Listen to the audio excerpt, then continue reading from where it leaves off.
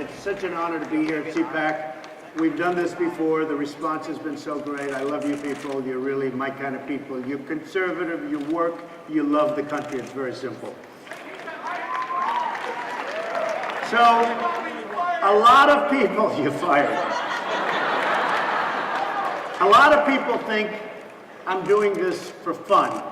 They think it's good for my brand, and I'm here, and I'm doing that, and I'm a big successful guy. I'm not doing this for fun. I'm doing it because we have to take our country back. Our country is in serious, serious problem. We have a president who's either incompetent, which I think he could be, or he's got his own agenda, which I know he does. I mean, he does definitely have the agenda. Washington is totally broken, and it's not going to get fixed unless we put the right person in that top position. It's just not going to happen. Now, the problem I have, I'm not a politician, thank goodness. Politicians are all talk, no action. I've dealt with them all my life. The king of zoning, the king of... I deal with politicians, that's what I do. I deal with foreign leaders. I deal with people. In this country, our politicians are all talk, no action. Now, I'm a conservative, I'm a Republican, but I look at what's going on with the Republicans. I'm almost more disappointed with the Republicans because, and you can go right now. I mean, right now, they're sitting over there and they're going to make a decision on whether or not to fund. And I guarantee the answer is we're going to fund, we're going to fund, we're going to keep doing it. Our president broke the law when he did what he did. And you're going to have to take a tremendously strong action, or you're going to have people just flowing into this country worse than it's ever been. They're coming in now by the thousands, and it's going to only get worse. So the Republicans have to toughen up. They have to toughen up on the IRS. They have to toughen up on Benghazi. They have to toughen up on everything. And most importantly, perhaps other than immigration, they have to toughen up on Obamacare, which is a total lie and which is a total and complete disaster.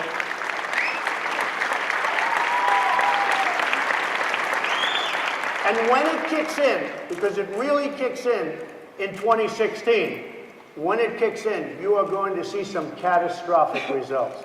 People are getting out of business, companies are closing, all because of Obamacare.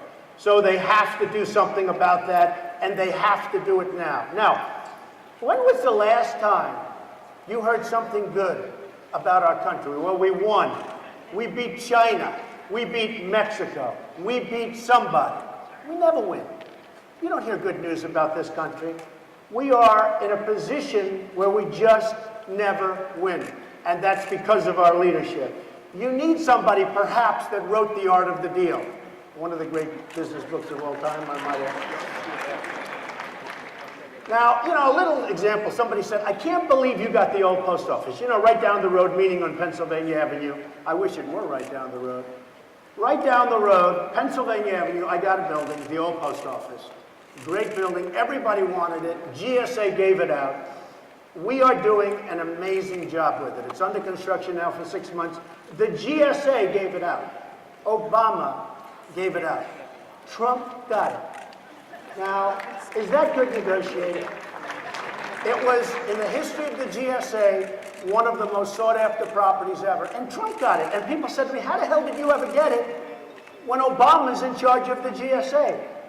But that's the way it goes, folks. And maybe that's what we need some of. So it's really, really important that we have people at that top position that know, because the country has such tremendous potential, unbelievable potential, and we just are not using it. Now, on ISIS, nobody, if I decide to run and win, nobody would be tougher than Donald Trump. Nobody.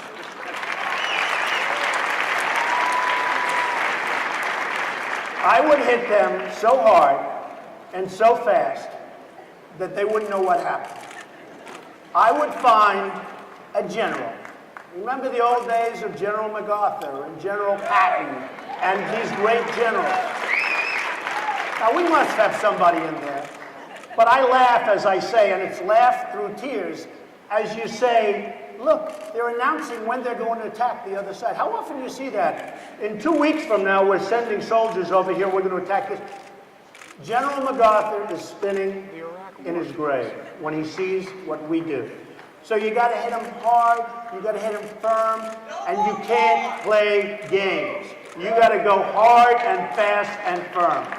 And there's somebody there that's going to do the job. Now, we have a thinking, Bo Bergdahl. We all know we make a deal, Bo Bergdahl, for 5 killers, 5 terrorists who are right now out there trying to kill us. This is the kind of thinking, and you don't even hear anything about it anymore. People forget. It's like the 1-week schedule. They forget. The Bo Bergdahl deal is emblematic of what's going on in this country. All our deals are like that. And we can't let it continue to happen. Now, Iran, they cannot have a nuclear weapon. And we must protect Israel. We must protect Israel. As far as our borders are concerned, we need strong borders. We need a wall. If I run, I will tell you, the king of building buildings, the king of building walls, nobody can build them like Trump. That I can promise you. I can promise you that. Executive order. We've got to knock it out. We've got to knock it out fast. Common Core is bad. Bad. Second Amendment is good. Now, really good. Now they want to take away your bullets, folks. I don't know if you've been seeing what's going on. They can't get the guns. Now they want to go after the bullets. But the Common Core, look, I came down very hard on Mitt Romney because he let us down. He really let us down. That should have been an election that was won. That was an easy election to win. I actually think probably easier than the next one coming up. There was no excuse for not winning that. I came down very strong. Likewise, Jeb Bush, he's in favor. He's in favor of Common Core. He's weak on immigration. Now think of it for a second. In favor of Common Core, he's weak on immigration. You remember his statement with they come over for love?